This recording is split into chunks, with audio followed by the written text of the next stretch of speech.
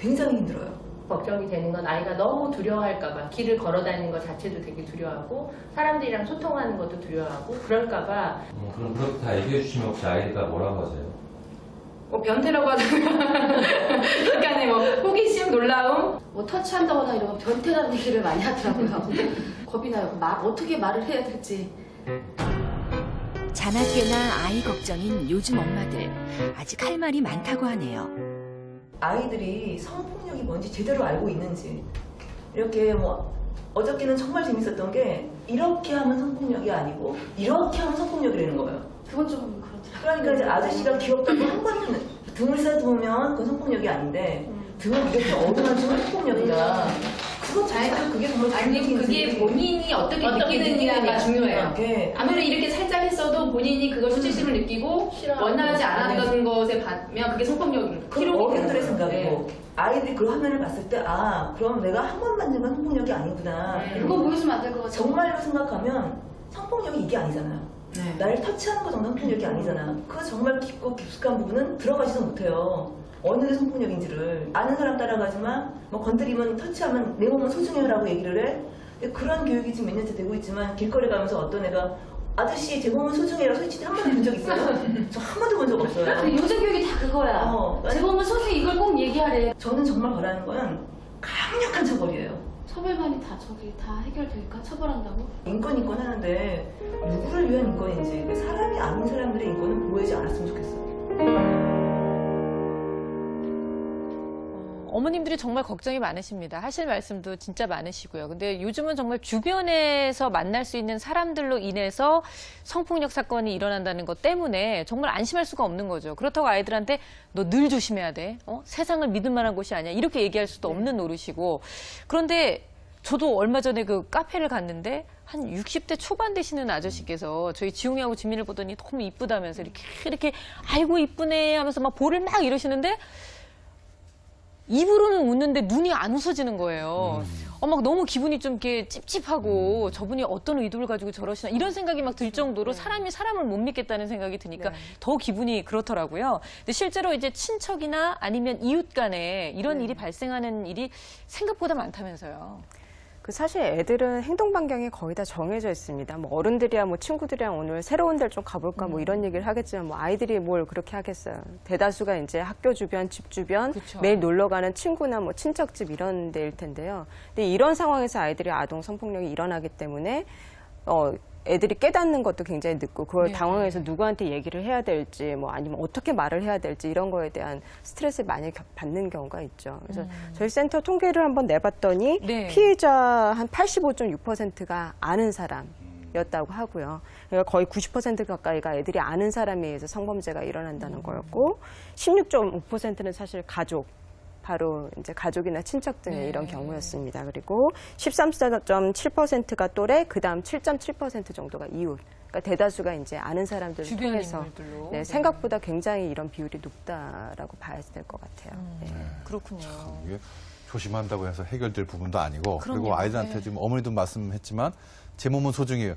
사실 그 얘기한다고 나쁜 의도로 접근하면 그런 얘기한다고 거기서 끝쳐지는 게 아니잖아요. 그렇죠. 지극히 소극적인 방법일 뿐이잖아요. 그냥 얘가 보고 왜 이러나 이 정도지. 그럼 그냥 끌고 가서 가버리면 아무 소용이 없는 건데. 맞습니다. 진짜 아이들한테는 어떻게 가르쳐줘야 될까 이런 일이 발생했을 때.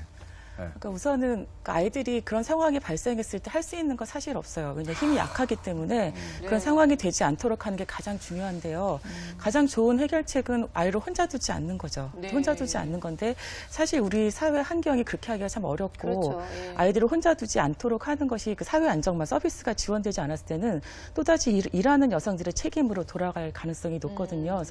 그래서 선진국 같은 경우에는 그런 같이 일하는 부부라고 했을 때는 아이를 키울 수 있도록 제도적으로 뒷받침하는 경우들이 많이 있고요. 근데 그렇지 않았을 경우는 사실 어려운 점이 많은데 그렇다라고 하더라도 혼자 두지 않는 게 가장 좋고 그리고 또 성폭력이 무엇이냐의 개념에 대해서 아까 이제 말씀하셨었는데 지난 방송에서 말씀드렸던 것처럼 자기가 싫은 느낌이 되는 것도 굉장히 중요하지만 느낌만 가지고 아이들이 구별할 수 없기 때문에 삼각존이라고 하잖아요. 수영복으로 가려지는 부분들은 그건 무조건 성폭력이라는 것에 대해서 구체적으로 아이들한테 알려주시는 게 좋죠. 저도 지용이하고 지민이한테 한 2주 전쯤에 이런 부분에 대한 얘기를 나눴는데 그 수영복 부분을 얘기해줬어요. 그랬더니 아이가 다른 때 얘기했던 것보다 훨씬 더 빨리 받아들이고 아 그렇구나라고 얘기를 하더라고요. 그러니까 지난 방송 못 보신 분들을 위해서 다시 한번 짚어주신다면 네, 한 번만 다시 말씀해 주세요. 다시 한번 선생님. 말씀드리면 그 사람을 좋으면 기분 좋거나 그러면 만지거나 쓰다듬을 수도 있는데 아무리 가까운 사이라고 하더라도 절대로 만지면 안 되는 부분이 있어요. 그것이 바로 수영복으로 가려지는 신체 부위는 아버지라도 어머니라도 절대 만지면 안 되고 의사 선생님한테 아파서 보여주거나 뭐 씻기거나 불가피한 경우가 아니면 그런 경우는 다 성폭력이라는 것을 아이들한테 알려주셔야 됩니다. 네네. 꼭 기억해 두시길 바라겠고요. 무엇보다 진짜 내 아이를 혼자 두지 않는 것이 부모가 할 수 있는 최선의 방법이고 가장 또 기본적인 방법이 아닌가 싶습니다. 자, 이렇게 끔찍한 범죄를 막기 위해서 우리 어른들이 또 어떤 노력을 해야 되는지 아동 성범죄자들의 접근 유형부터 하나씩 살펴보도록 하죠. 아이고, 꼬마야. 미안한데 아저씨 한 번만 좀 도와줄 수 있을까? 아저씨가 차를 갖고 가야 되는데 저기 바닥에 보면 키 보여?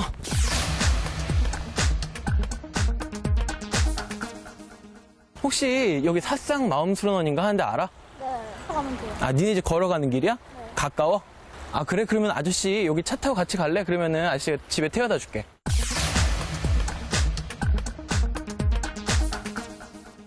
이거 아저씨가 설문지를 하나 하고 있는데 이거를 하면은 유의한 카드 중에서 잘 하면은 4개, 그냥은 보통 2개 주고 추첨해서 저 위에 있는 상품을 줄 거거든.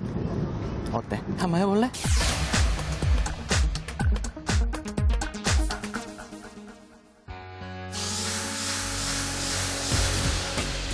도움을 요청하거나 애정을 내세우며 다가오는 친근한 어른들. 보호자는 멀리 있고 가해자는 너무 가까이 와 있습니다. 어떻게 해야 할까요? 우리 때 생각해보면요. 어른이 길을 물어본다 아니면 도움을 청한다. 그러면 당연히 집 앞까지 모셔다 드리거나 아니면 그 물건을 아무리 무거운 것도 낑낑 들고 가져다 드려야지만 착한 아이라는 그런 인식이 있었기 때문에 요즘 아이들한테도 마음속으로는 내가 해야 되는 거 아닌가? 이런 생각이 들 수도 있을 것 같습니다. 또 최근에 나왔던 뭐 이웃사람이라는 영화에서도 봐도 그렇지만 늘 항상 이렇게 도움을 청하면서 뭔가 일이 발생을 한단 말이죠. 근데 이 외에도 어떤 유형들이 더 있나요, 선생님?